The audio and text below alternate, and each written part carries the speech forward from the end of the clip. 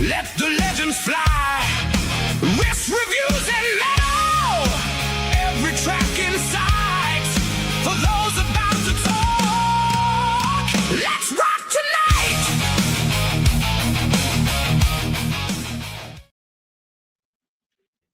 Welcome in, everyone, to the first episode of For Those About to Talk.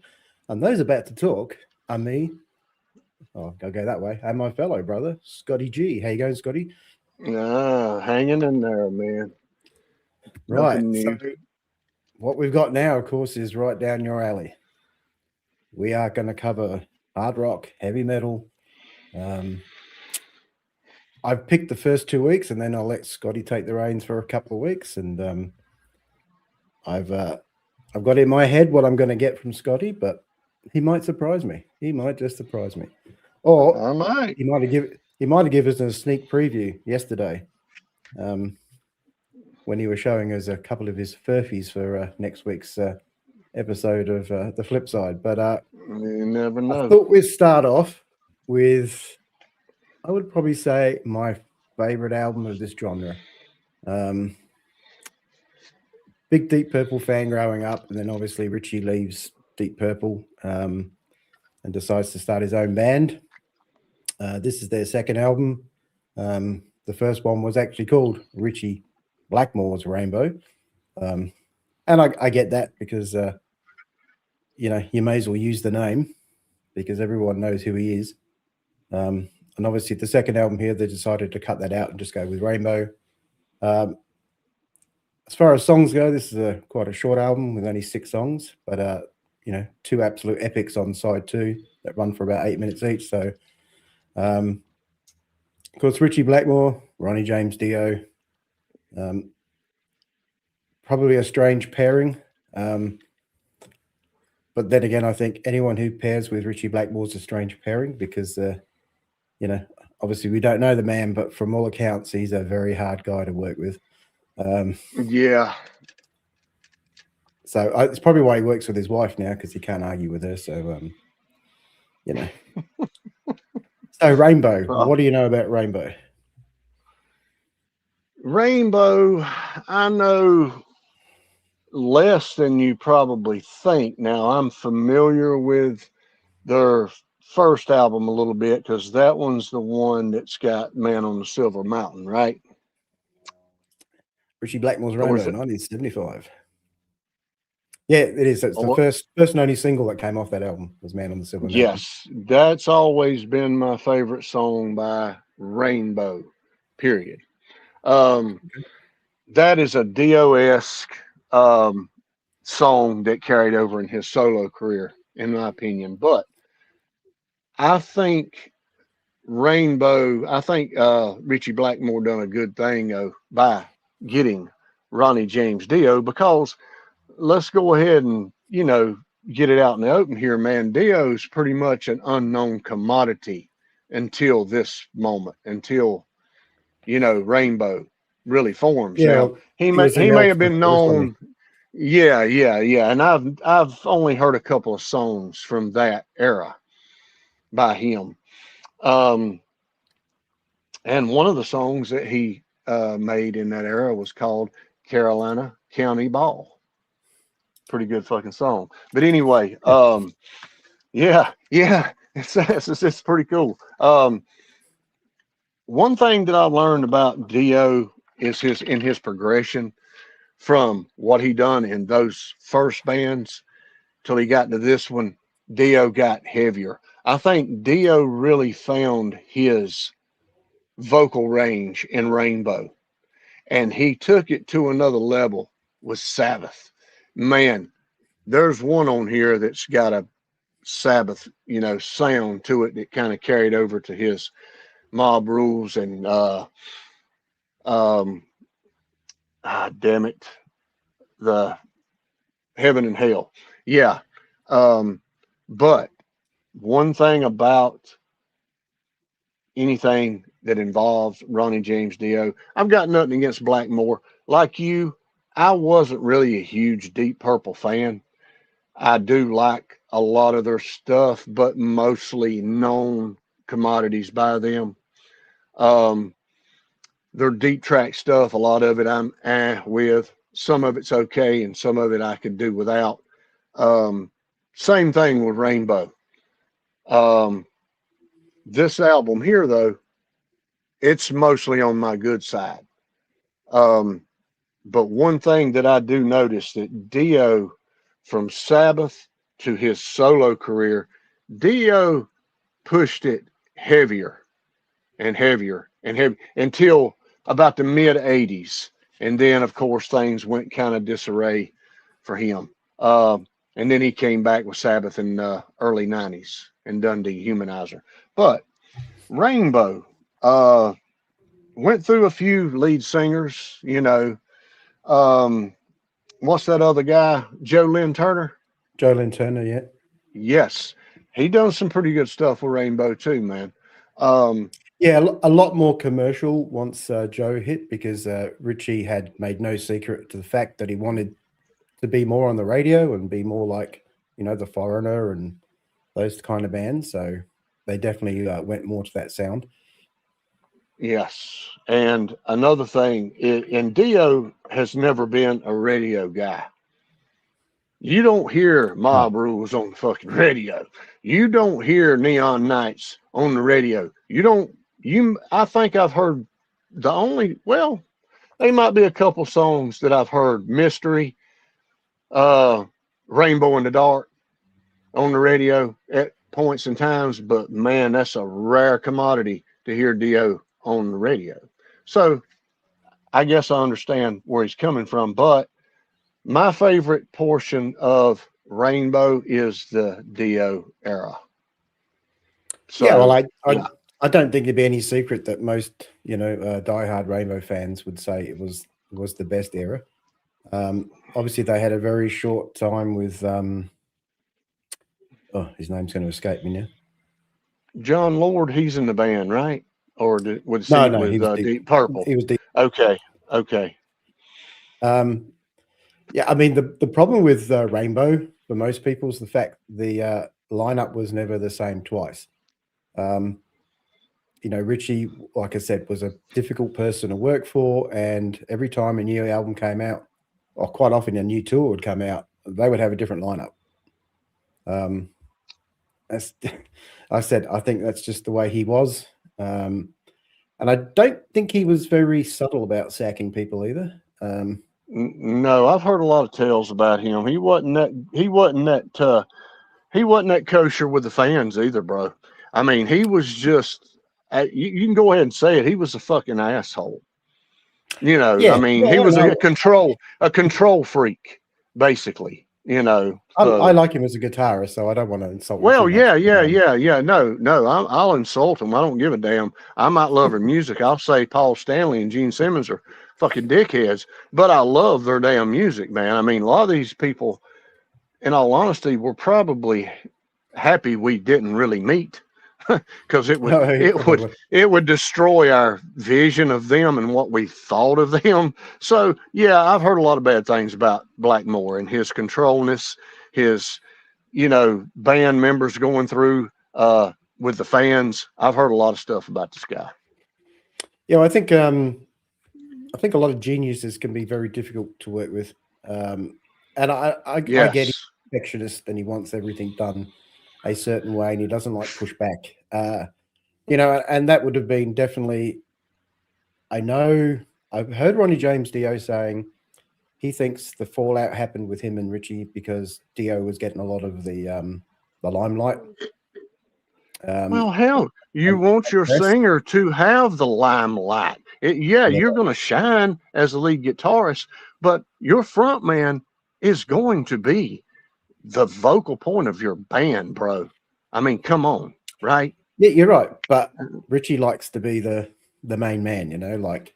Yeah, well, like sing and play lead, bro.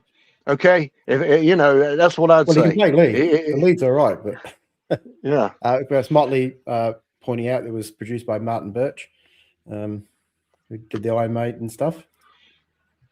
I think all the lyrics on this album are written by Ronnie James Dio, which is probably why they're all sort of about, you know, wizards and demons and, you know, dragons and which is very much man. what Ronnie liked to sing about. I think most of the music is more Ritchie side. But like I said, one of my favorite albums of this genre. There is nothing I dislike on this album. There's one song that, it's good, but it's definitely not up there with my favorites. The rest of them to me are all just fantastic. So I'm probably giving way too much away, but I picked this album because I said, to me, this is a monumental album. And I think doesn't get talked about enough from people who don't like this genre, but I don't think it does either. I think most people are into this metal side would put this right up there with one of their best albums. The album after this wasn't too bad, Long Live Rock and Roll. No, that was a damn good one too, yeah. Which obviously was Ronnie's last one before he left, and he would have ended up with Sabbath pretty straight away after that, wouldn't he? Because because they got rid of Ozzy around 78. Yeah, because I think Long Live Rock and Roll was 78, 79, I think. So after that, yes. So after that tour, he must have jumped on the Black Sabbath train. And I know Rob didn't like the Mob Rules, but I think it's a great album. Damn right. Not my favorite. I prefer Heaven and Hell, but each their own. And what's the it's the live album they brought out. They brought a double live album out, Black Sabbath, with Live Evil. I have that album. Yeah, brilliant album. Yeah, brilliant album. And of course, next week we will be doing Black Sabbath. We're actually going to be doing the Born Again album, which featured the aforementioned band Deep Purple connection, because we have Ian Gillan joining the band. But we'll discuss that one next week. But another great album, I thought. Anyway, so let's listen to track number 1, Carrot Woman. The lines inside my hand say go, go, go. Beware of a place, a smile on a bright, shining face. I'll never return. How do you know? Terror woman.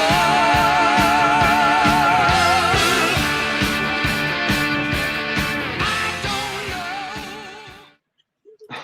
know.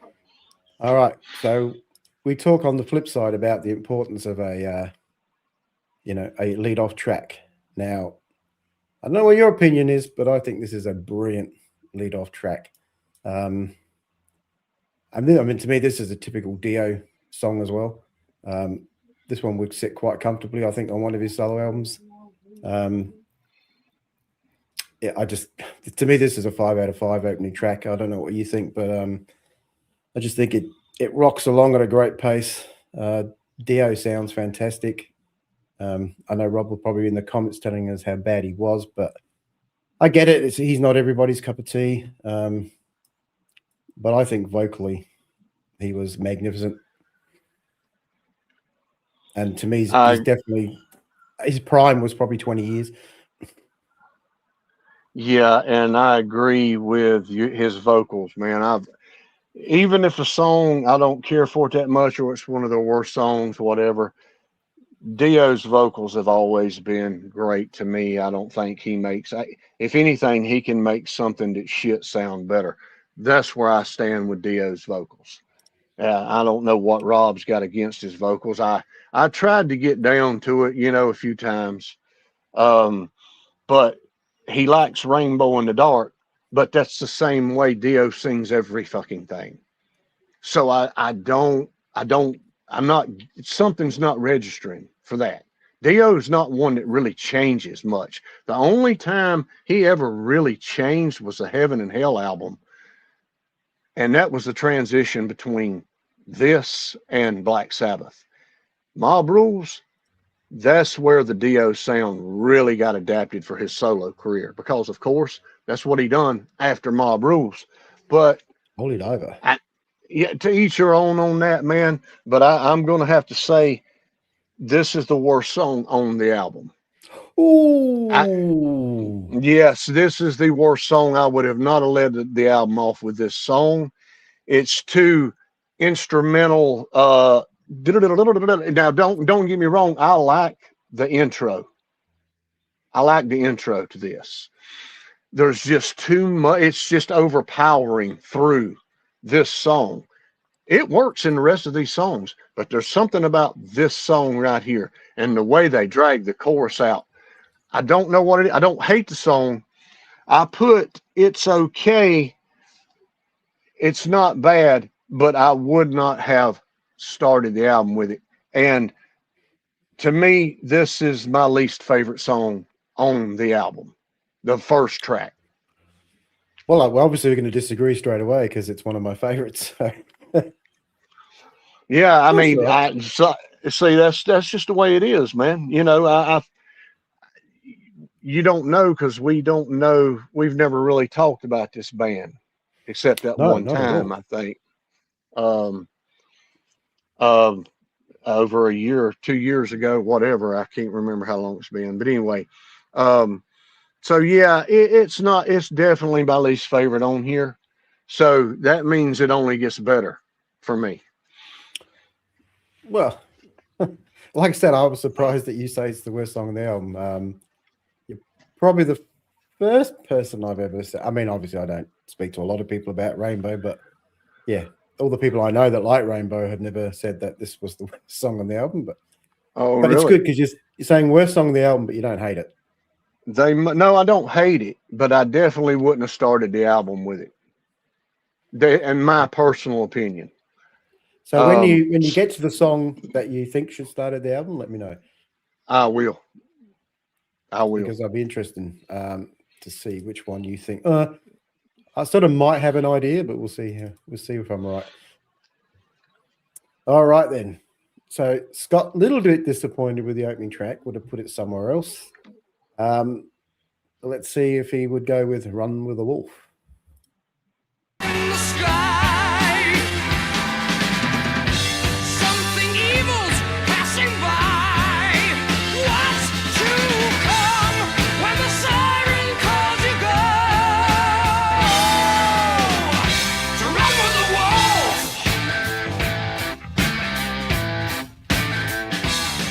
When the world Do you run with the wolf, Scotty?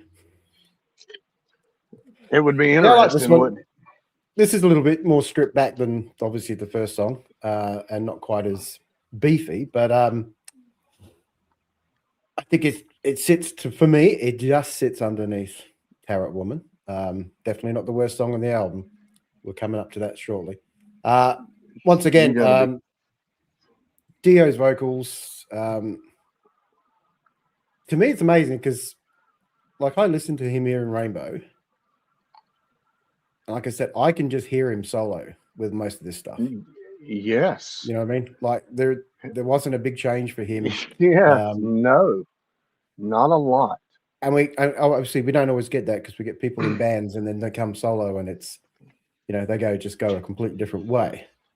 To me, it was almost like it was preordained. This is what he would do to get to that step of being a solo artist. I think he was always going to be a solo artist at some stage.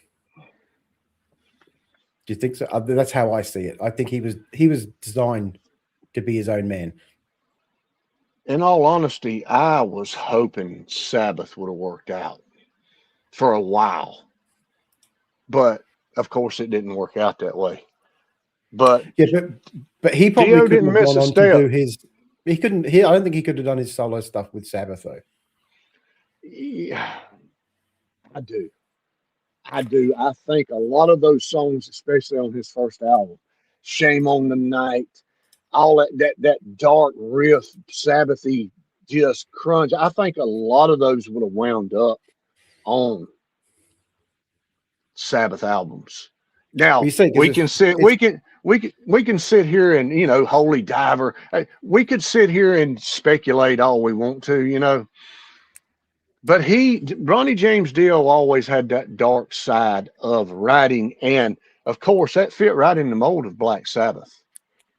So, and he continued that Yeah, afterwards. So, to yeah. me, it was just to me, Dio wasn't as dark as say Ozzy was. You know, Ozzy had this persona about him, and the music sort of sounded that way. Where to me, when Dio joined Sabbath, I just thought they lightened up a little bit. I'm not. That's Oh not a bad thing because no. Now look, yes, Ozzy did have a darker edge and dark bluesy edge with Sabbath. I'll give you that. But when Dio got in the band, they got heavier. The music got heavier and faster. maybe They heavier in a were way, but more commercial in the another way. production was just blew everything away that Ozzy had done. The Heaven and Yeah, Hell and the Mob Rules production blew anything past tense Sabbath even created out of the water, how many completely away. And now I'm how many talking solo production albums did here. Dio have? I'm just talking production here, not Well, it's live and funny all that because shit. Yeah. when we talk about production, when we do next week's show, we'll talk about production um, with Born Again. How Yeah. many solo albums did Dio have in the end? Dio hit 1, 2, 3. He had Dio, Holy Diver, The Last in Line, Sacred Heart, and Dream Evil. And he came out with Lock Up the Wolves, Strange Highways.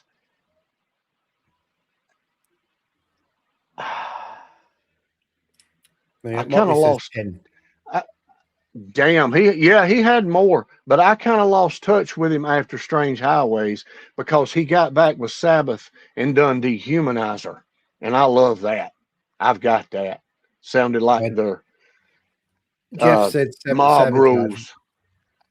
Jeff says Sabotage was was the very heavy Sabbath album, his personal favorite.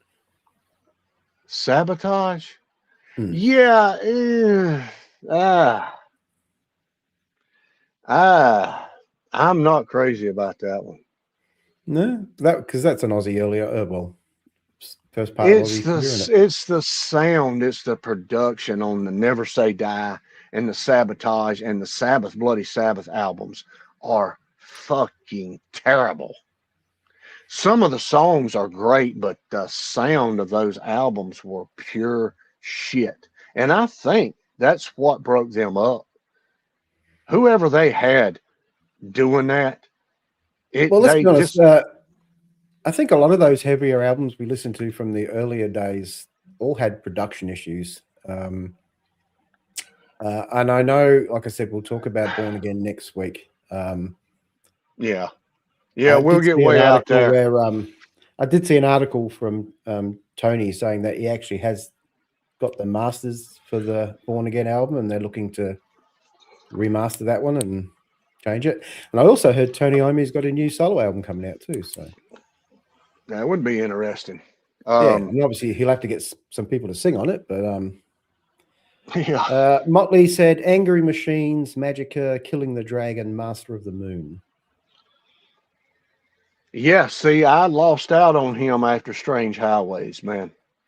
A lot of that stuff I've never even heard to this day. Ooh, really? Why you just Yes. went off Dio? That'll be interesting. Yeah, no, I just the mid 90s, man, it just stuff just wasn't represented like the 80s, man. The old rock, they just shit all over it. You didn't even know the stuff was coming out. But Run with the Wolf is the Sabbath sounding song. I could hear the Sabbath that he took with him when he went to Sabbath in this song. Mm-hmm. And no, I'm leaving it in spot number 2. That's a good spot for this song. I like it better than the first track. I like it a little bit better. It's not my favorite on here by far. Oh, but, no. But it's good where it's at. It's not a horrible song. I like it. You know, I don't love it, but I like it. So yeah, it's staying in number 2. Right. Motley said that his later stuff isn't as good as his early stuff. No, his Strange Highways and Lock Up the Wolves were okay, but nothing beat his Holy Diver through Dream Evil. I can Those four. remember. I can remember going to the record store here and seeing the Holy Diver cover with Dio on it, and because, like you said, back in them days, we had no idea what these people were up to. No. So I grabbed that straight away. Just the cover itself. Hadn't heard anything off it. And that Holy really? Diver song was just like, whoa. Yeah, I've Dio seen didn't get Rainbow much in the airplay. Dark on MTV, and that's when I went and got it. And that whole album, when I put that on, that whole album was great. So Perfect all the way through. That is his perfect. And the next one, it got used and abused. Put it that way. yes. Oh yes, those first 2 were flawless in my eyes. Yeah, he was certainly in a good place. Like I said, the 3 albums he did with Rainbow were great. The 2 he did with Black Sabbath were great. At that stage, to me, didn't look like he could do wrong. And then he said he comes out, does his solo stuff with Diver, and wow, you're thinking, wow, Ronnie, you're on a roll here, mate. You can't stop. yeah. And a bit like you, I sort of lost touch with him, towards the end of the 80s there as well. I lost touch with a lot of bands, man. I didn't even know Warrant had a Dog Eat Dog album, bro. That's how out of touch. They just pushed everything to the side. You didn't know about these albums when they came out, man. Jeff said he listened to the new Tony Iommi song early this evening. John Landy singing sounds Dio-ish. Okay. We'll have a go at it. We'll have a go at it and see. Because I know there was always talk that him and Brian May were going to do an album together. That would be, because, as you know, they are best friends. And I think, those 2 guitar gods on an album together, how good would that be? The sound would be fucking amazing. Oh yeah, I mean different kind of players, but yeah, I think together they would, they would be great. Yeah. All right, track number 3, the only single off this album.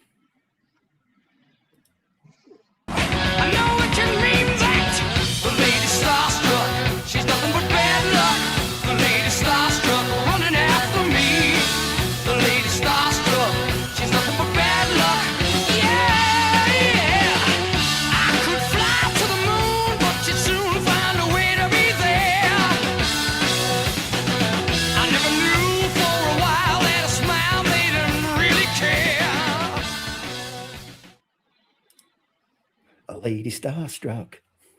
Nothing but bad luck. So I remember when this song came out, my brother-in-law to be introduced me to this song, and it was just like loved it. I just sort of got into Kiss at this stage as well, and this was such an epic track. Now I would say this was their attempt to get a radio friendly song, but without losing, the meat and potatoes, though. It still was a good rocking song, but you could definitely tell that, there was some hope of radio play. I'm not sure if it got any. And I do know Rainbow fans that don't like this song. So, well, they're not Rainbow fans to me then. I ain't one of them. Because, like I said, this thing is just so catchy. And Dio once again vocal, superb. Wow. I'm surprised this didn't become a hit of some kind, but me too, man. When I think of what was around in '76, like this was just But the record public is a strange bunch of people. Yeah, and what to release and all that. Look, this is my favorite song on the album. Ooh. I did not know that this was the only single. I do know it was a single. But Yep. this highlights Dio's vocals to perfection. He is out front and center, brother, and you can hear that's the Dio. He sings with that. He hits that deep and that operatic, whatever you call it, vocal range, man. And he hits that deep growl voice in this. He hits all his cylinders in this, and it's not the heaviest song. I love it when he does that, man. It's like something off of The Last in Line or Sacred Heart when he was trying to get on the radio with some of those songs, man. This is what that sounds like, and I loved it when he done that. A lot of people might not have, but he done some of his best work when he lightened it up a little bit and his voice was out front and he didn't scream a lot. Dude, this right here, I've always loved since day one I've heard it. And it's my number one on this album. Ooh. And we've still got to get to my number 2 and 3 favorite on this album. Oh, only three tracks left, so you know exactly. It shouldn't be too hard. Uh-huh. Yeah, like I said, this one just proves to me that you can still rock it out, but have a a catchy song as well. Like you don't have to completely, obliterate what you do to make something catchy. Unlike, obviously I know Van Halen fans hate Jump. I know you. I don't know why. You don't like it. I don't know why. And people would say that that's a way of going catchy, but completely changing your sound. Like I said, I think this one maintains their sound, but still gives you that catchiness. But you can't argue with Van Halen because Jump was massive. So yeah, you're probably living. It was the synthesizer that people hated. Yeah, but that was the times, wasn't it? I mean, the 80s was everyone was doing it. I mean, Kiss introduced it into their work. Exactly. Everybody did. Hell, even fucking Quite Right. And they went down the drain when they done it. That's what I hated. I hated the after effects of that album. I loved that album and I loved that song. But damn, man, does everybody have to try to put a synthesizer in there just because Van Halen done it and got a hit off of it? Yeah. That's what killed a lot of those bands, man. I don't understand. And you were doing fine before that. So, yeah. Yep. We know, unfortunately, the music industry is a copycat industry. It's just the way it works. I mean, people always say, they talk about Ed Sheeran and Taylor Swift these days, and think, it's bad enough that those two exist, but the worst part is there are that 20 copycats of each of them trying to sound the same as them because they're successful doing it. So everybody tries to do it. Why can't people just copy something good? Hey, what we said, Iron Maiden did it too. In the words of Homeboy last night, keep it simple with AC/DC. They did not change their formula, and it kept them true to who they were. Yeah, they wasn't the biggest band there in the mid-'80s, but they didn't care. They done achieved their biggest success already. So yeah, man, I mean, I tip my hat to them for not. That's a loyal. I love that loyalty, man. That's what I love too. So when you think about it, based on history, it was probably a gutsy thing to do, to say, bugger it, we're just going to keep doing what we do. Because, a lot of bands have fallen by the wayside by not keeping up. But they managed to just say, no, this is what we do. This is going to keep doing it. And as I said, and I was trying to say what Jim was saying yesterday, is they're probably the only band that has managed to keep picking up new fans and still just keep doing what they do. Yes, as sir. Most bands, they hit a peak and they just keep doing what they're doing and it drops off. They have to go and do something else to try and get more fans. So AC/DC have just managed to keep rolling on, whether you like them or not. Absolutely, man. Yeah, absolutely. Like I said, I hate the Rolling Stones, ages. but at that concert, man. There was so many different ages and range of people there, man. Yeah, it's a lot of young people too, teenagers, man. A lot of them those there, dude. So wow. And not all of them was with their parents. They were in just groups, man. Just everywhere. And that's Yeah. what you like to see, because at the end of the day, you know, you think, well, you know, we all die. It's good Damn to see there's right. still young people out there that appreciate this music. And Because if there's what still can you people out there blame them? appreciate it, it keeps going. Yeah, can you blame them? I talk to guys all the time that's in their upper teens and to mid 20s, man, that hate the music today. They listen to what we listen to, bro. Yeah, this music ain't got no soul anymore, man. There's nothing special about anything going on anymore, man. No, I've They always hate said they it. hate it. Taylor Swift's the biggest thing on the planet, but in 20 years, no one will know who she is. Yeah, I You ain't know? the one thing I'd like to do to her, but that's beside the point. In But anyway, 20 years' time, people will still know who Kiss are. They'll still know who AC/DC are. They'll still be yes, being played. So, and I said that's the biggest difference with music of today is everyone will forget about it because something else will come along. I agree wholeheartedly. All right. The question I always want to ask Scotty: do you close your eyes when you're making love? Most of the time, no.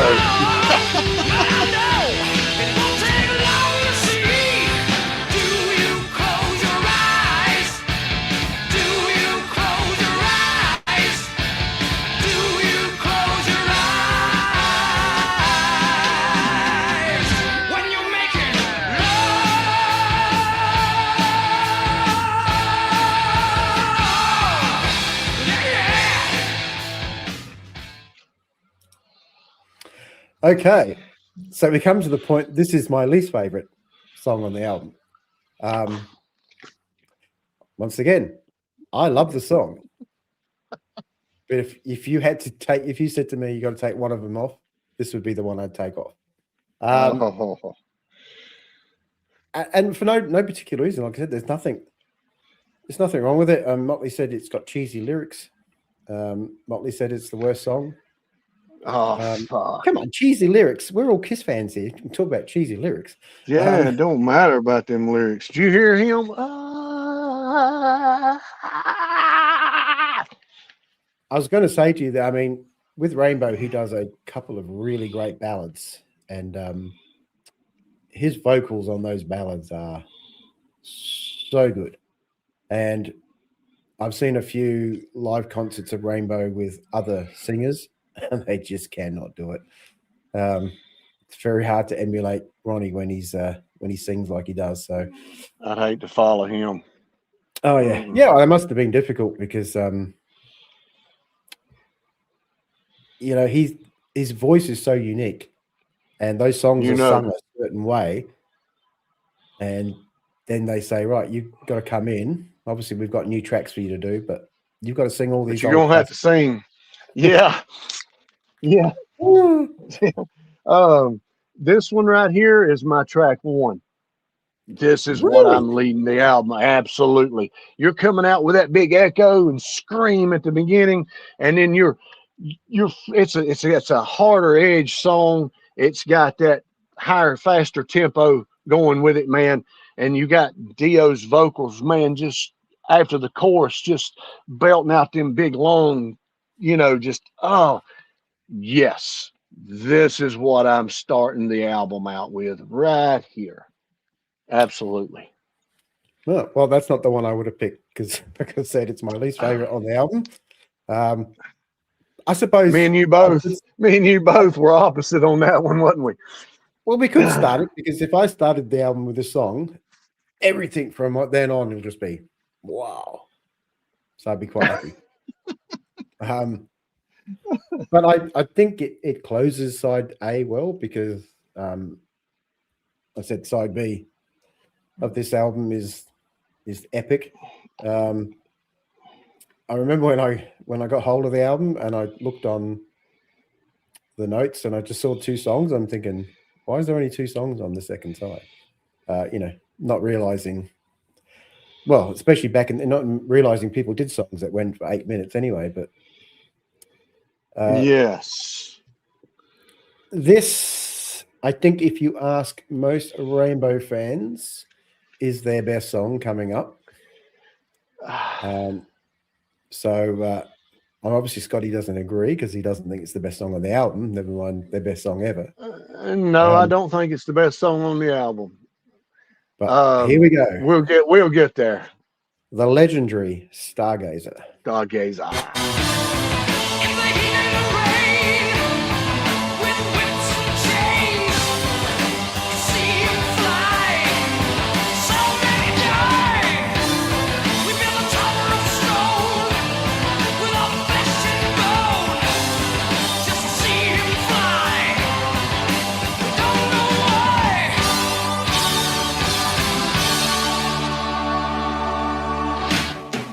Now where do we go?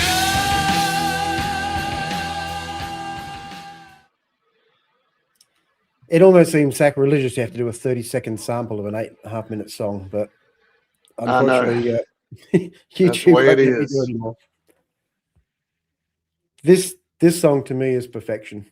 If you're rating out of 10, you can't because it goes higher than that. To me, it's like a 12 out of 10. The instrumentation, the melody, the drumming, the singing, the storyline. To me, like epic is the only way you can describe this song. To me, this is Ronnie James Dio to the core, singing about the wizard. I've never got sick of this song. If it comes on, whatever I'm doing, I just stop and listen. Like I said, people call it the legendary track. I agree. The best song on the album by far. And it's a great album, but this stands to me head and shoulders above anything else they ever did. And you're going, I disagree with everything you just said. Okay, here we go. No, I don't. I love it too. I love it. There's only one niche that I have with this song, and it's not because of the length, because you know me, if the song works, I love Metallica for God's sakes. So the length of the song does not matter to me as long as it keeps you pulled in. I don't care how long it is. I'm not Rob. Love you, brother. Anyway, the only thing that bothers me about this song, and that don't stone me to death, Rainbow fans. I love the song. This is classic freaking, you can't redo this, man. I mean, this is perfection. Rainbow Dio.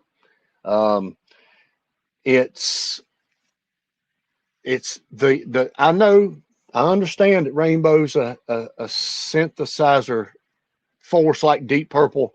It's heavy in their music, in the rotation, of course.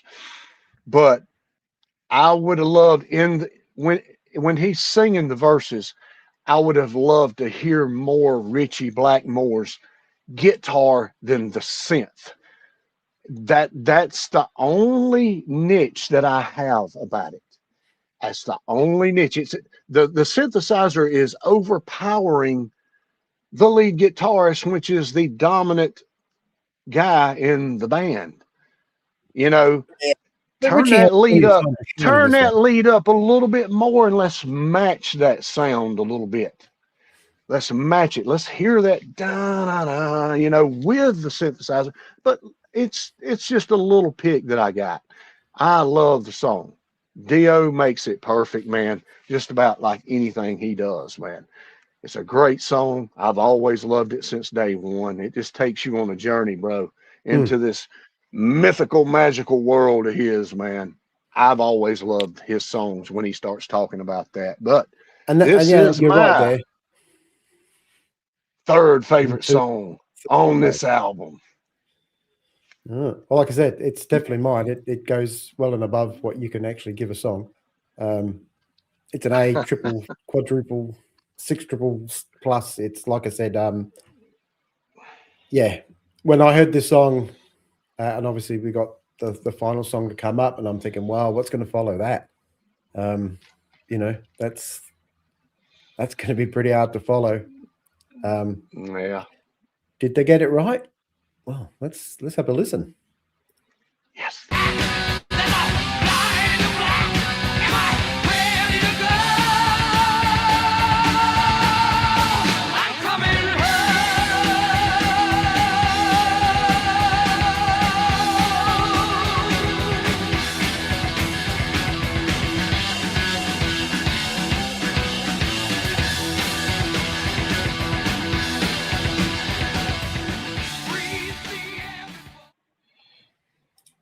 Once again, more sacrilege for having only give a 30-second clip of another thing. And I wasn't disappointed when it came on either, because obviously it completes the story of Stargazer. You know, the guy heading back home after realizing this wizard was a complete fraud, as most great men tend to be. Where once again, another epic. I mean, side 2 on this album is just 2 songs, but 2 songs that carry so much more than that. Like, I've always say, you know, from some of the rubbish we've heard on side 2 of the albums we've done on the flip side, maybe more bands should have said, you know what, we'll just do 2 ultra long classic songs rather than 5 mediocre to less than mediocre songs. It's a great closer. I almost find it a little progressive in some of its elements, which is all right. I mean, progressive metal is probably huge now. I don't know if you've delved much into progressive metal, but a little bit. I mean, I know, like I said, I know a lot of people don't really like long songs, but I said if you're taking me on a journey, then I'm quite happy to come along. Don't take me on an endless journey that doesn't seem to have any ending to it, or no destination, no reason man. for me to this journey. Well, I mean, a journey's great, but you don't want to find yourself 3 minutes in wanting to be at the destination already. No. And I think with Stargazer and Light in the Black, you know, I said the 2 sister songs here, there are no points in both of those songs where I'm happy to hear the end of it. You know, you'd be quite happy for it to continue on. And I think I said that says a lot when you're talking about long songs, that you're happy for them to continue. Like I said, we've heard plenty of 2.5-minute songs which were way too long. Yeah, Light in the Black, it would go as probably my second favorite song of the album. So number 1, number 2 together. It's your second favorite? My second favorite of the album, and I had forgot about a couple of these songs. It's been so long, man, since I've listened to this, man. I never had this album. My uncle owned it. See, he was my gateway into almost my cousins and my uncle, man, because he had all this shit, bro. Everything you could think of, man. And the cover of it's what got me. I got to hear this, you know. But this right here, man, was a fast tempo rocker, bro. Great guitar solo, and whoever's on the synth, great solo from them too. Tony Carey. That works good when you do it like that. You can mix it up. You can have the synth and the lead kind of played together in this song a little bit more than Stargazer. That it's the synth just overdrowned in Stargazer. Like I said, I love it. It's my third favorite on here. Those 3 are, to me, rainbow perfection, if you want to call it that. Now, I do like do you close your eyes, you know, and I do like you know, probably Run with the Wolf. And Tarot Woman was my least favorite, but it's not something that I would intentionally skip, but it's just my least favorite song on the album. So, but the end off track, I think they ended it off right, man. They went out rocking, bro. Dio belting them vocals out again, man. I love it when he does that because he can do it so fucking good. You know, Rob Halford, there's certain guys that can pull that shit off, man. You know, and he's one of them. So yeah, man, this this album seems so longer than 6 tracks to me. Yeah, You know? well, it does. I mean, obviously 2 of them are very, very long, but it's funny because if I include the flip side as well, this is definitely the best album we've listened to since we started doing these reviews again. Oh yes, I can say that. There's I not a can skip say that. track on here. You know, there's no tracks you would say, No, not really. Not really. No. you just play it through. Now, I am worried about our souls because next week we are going to venture into